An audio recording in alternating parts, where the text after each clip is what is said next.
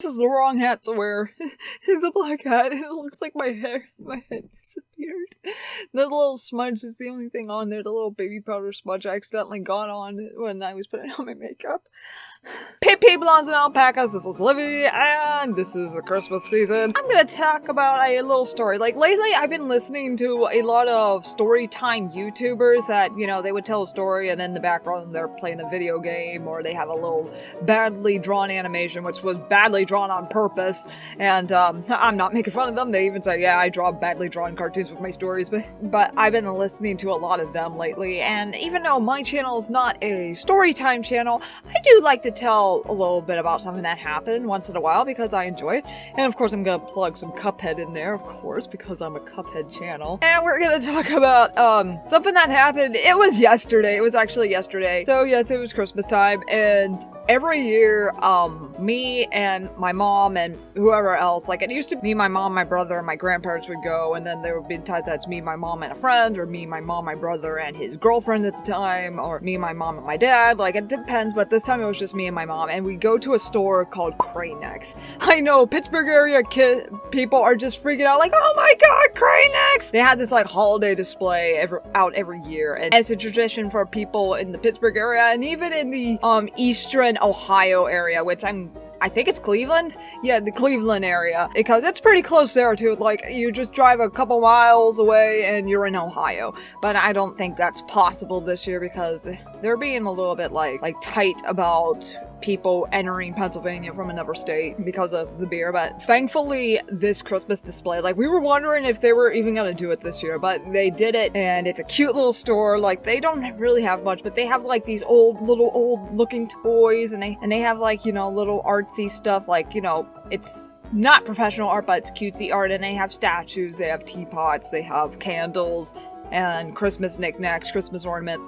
Like, the list can go on, and they do a special thing for Easter, too, which we didn't go to that this year because they weren't open for Easter, so they didn't do that this year for Easter, but for Christmas, they did do it, and they did a really good job of it. And so, you know, shopping through, oh, I forgot to mention about the stuffed animals, even though that's not really important to the story, and the, aisles of little snacks and stuff for baking and spices and everything.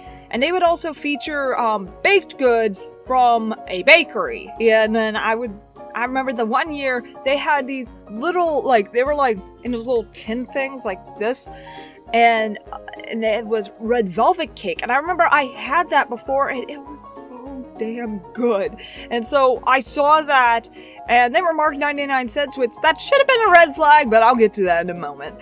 But I wasn't thinking about that, and I was like, oh my god, it's red velvet cake. I've had that cake before. I want it. And so I bought it, and I wanted to buy more, but I just bought one, and thank god I only bought one. So I was all excited that I got this red velvet cake, and I was really excited, and I got some other little knickknacks too, because it's a cute little store, and it has cute little things. I keep saying that over and over and over again. It's a feel-good store. Like, you don't want to spend like a whole day in there like I did as a kid, but because as an adult, it's like there's not much for adults to look at, especially when you're in your late 20s like myself. And then, you know, later on that day, my mom and I wanted to go to this restaurant that ended up being closed, so we had to go to a different restaurant.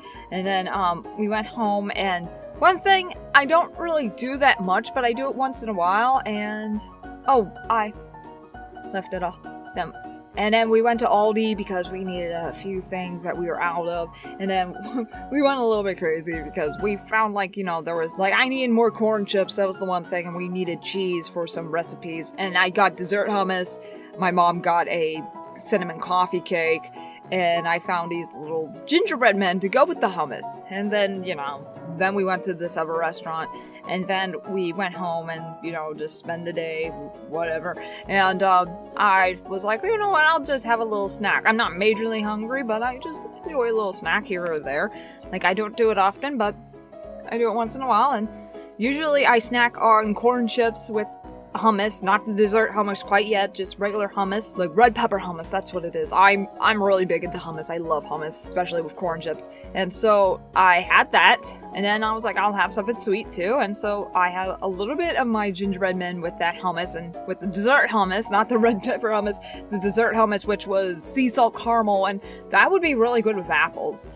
And it was so good. Like, I didn't eat like too many whole gingerbread men. It's like, you know, to cut down a little bit, I'd like look for separate heads and feet that, you know, got broken while they were in the box, and I was using that and eating them. And, or like there will be some that are missing a head or missing a leg, and I'll just be eating those so I don't consume the whole calories. Or I probably would make up for maybe like a few. And then I was like, okay, I think it's time to dig into that red velvet cake. And I was so freaking excited. So I opened it up and I got the fork and I took some in my mouth. This was seriously my reaction with how that cake tasted. No. Like, I was like, tastes a little different. And then I was like, well, maybe I'm tasting what's left over in the gingerbread men, like the spices and everything. So maybe that's like camouflaging it. So I'd like use my tongue to like licked out like my teeth and that. I know that sounds gross, but I like, you know, try to lick it out. Then I took a few more bites, and this cake wasn't big, so if you eat half of it, that's not a lot. And I'm like, this tastes a little chemically, maybe? Like, it tastes like it has like a cleaner type taste. And when I say chemically, that's big coming from me, from someone who constantly drinks Diet Pop and puts sweeteners in their coffee. So if I say something tastes chemically, you know something's wrong. So then I went to my mom and I was like, Mom, can you taste this or something weird? And then so she tasted and she made a face and she was like, what is that taste?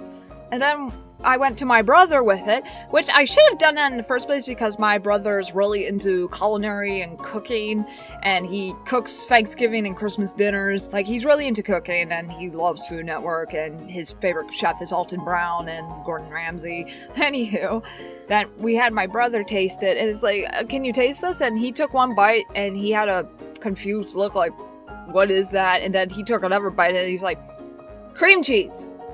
It's like, wait, what? Because, you know, the cake has the cream cheese frosting.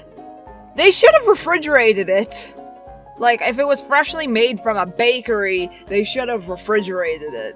Which, this Crane X, the only thing that they have that's refrigerators are, like, the coolers that they have, like, pop and water in it. But, no, they don't have refrigerators, so this red velvet cake with freshly made cream cheese frosting was sitting on this, and with a clearance sticker on it, God knows how long it was sitting there.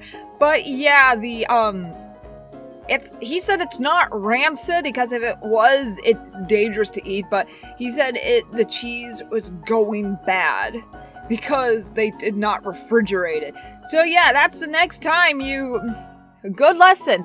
If you were to, if you're a bakery, and if you want to get, a store refrigerated cakes or cakes that the icing should be refrigerated, get a refrigerator or something. Like, even if you get like a little cooler or something that, like, not a freezer, because we don't want to freeze the cake, but something cold to keep it in. So yeah, that's why you should refrigerate red velvet cakes. Now, and that's why, like, in the Walmart bakery, when you see the big red velvet cakes with the cream cheese frosting, they're in refrigerated sections. But the little cupcakes, they're made differently. The icing of the little cupcakes are made differently. But yeah, keep it refrigerated. If you're not going to eat it for a long time, keep it refrigerated. Keep cream cheese refrigerated. And that's why, because it's going to taste horrible. It's going to have this chemically type taste. Like, oh man, what a way to ruin a perfectly good red velvet cake. So, tell me in the comment section below, just say red velvet cake.